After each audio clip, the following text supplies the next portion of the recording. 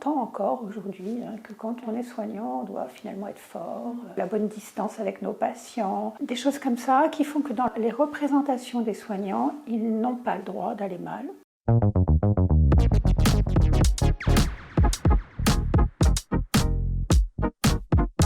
Ce livre, il a été tiré de notre expérience clinique. Depuis 2018, à la clinique Mon Repos, nous accueillons des professionnels de santé en situation de souffrance psychologique. On en a tiré certains enseignements, on a développé un dispositif de soins qui leur est spécifiquement dédié et ce livre raconte notre expérience. Il y a une première partie qui est un petit peu plus théorique et puis la deuxième partie est très pratico-pratique à destination des professionnels de santé mentale qui accompagnent, qui souhaitent accompagner les soignants en situation de souffrance psychologique. Je pense que tout le monde a bien conscience qu'aujourd'hui c'est particulièrement difficile. Beaucoup pensaient que peut-être après la crise sanitaire les choses se tasseraient. Alors les choses ne se tassent pas. On reste dans une situation qui pour eux est vraiment très dégradée.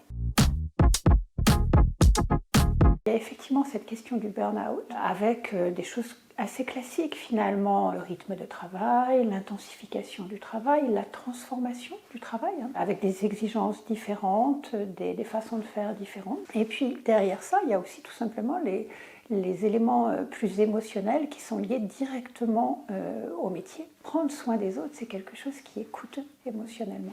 On est toute la journée au contact avec la souffrance, avec la mort, avec du trauma. Tous ces éléments-là mis ensemble vont favoriser l'épuisement professionnel, mais aussi la fatigue compassionnelle, la traumatisation secondaire.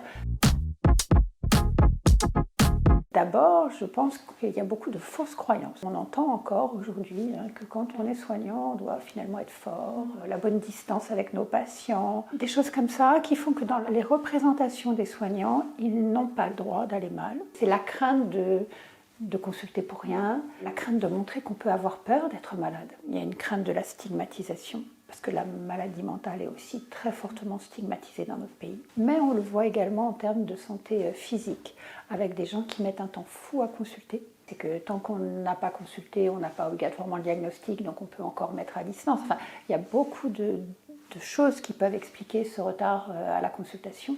En tout cas, il est là, il est réel.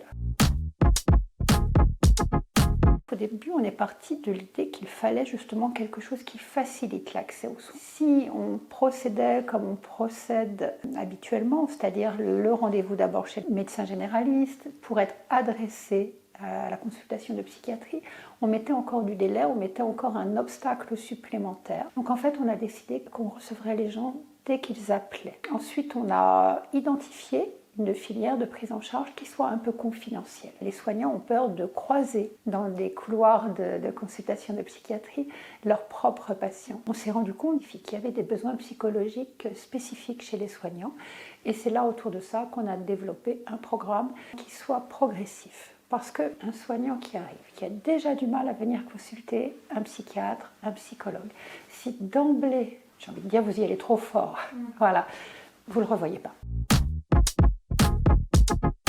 J'ai vécu des choses assez compliquées, alors d'abord pendant mon internat, et après je suis exposée comme les autres à tout ce que l'on peut vivre de façon très émotionnelle dans notre métier. Et puis la dernière raison, c'est que j'ai 2 enfants qui sont des jeunes médecins et que j'avais aussi envie que ça se passe peut-être mieux pour eux. Alors j'ai l'air d'aller bien alors. Oui, non, tout à fait. Écoutez, c'est exactement ce que l'on essaye de transmettre à nos patients. Dans ce programme, il y a un temps d'apaisement, il y a ensuite un temps vraiment plus psychothérapeutique. Et derrière, il y a un temps que je vais appeler un petit peu le temps de la prévention de la rechute. C'est bien d'aller mieux, mais comment je fais pour que ça ne recommence pas? Eh bien, ce sont ces outils-là que moi-même et mon équipe avec moi-même, nous appliquons. Je crois qu'il y a déjà une dimension qui est importante, c'est le fait d'avoir conscience que ces expositions émotionnelles sont très vulnérabilisantes pour nous. Après, la deuxième étape, c'est de se connaître et de savoir comment on fonctionne. Et ça, c'est quelque chose que je m'applique en permanence, de façon quotidienne. Quand je sens que je vais un petit peu trop loin pour moi, je me repose la question du sens de ce que je fais, de ce qui compte vraiment pour moi. Je pense que ce que l'on a pu développer serait assez intéressant de l'intégrer le plus précocement possible dans les études des étudiants en santé. Commencer à leur parler du fait que oui, c'est super de soigner les autres, mais c'est aussi coûteux émotionnellement. Leur expliquer que ce n'est pas une fatalité, qu'il y a des choses à faire. On continuera toujours à avoir de l'émotion face à nos patients. Alors d'abord parce qu'il y a des choses qui sont très neurobiologiques, l'action des neurones miroirs, l'empathie, et puis c'est normal, et quelque part ça fait aussi partie de notre métier et de sa richesse. C'est aussi avec ça que l'on va accompagner justement les gens. La seule chose, c'est qu'il faut pouvoir aussi apprendre à faire avec ça et à un petit peu contrebalancer les effets de ça.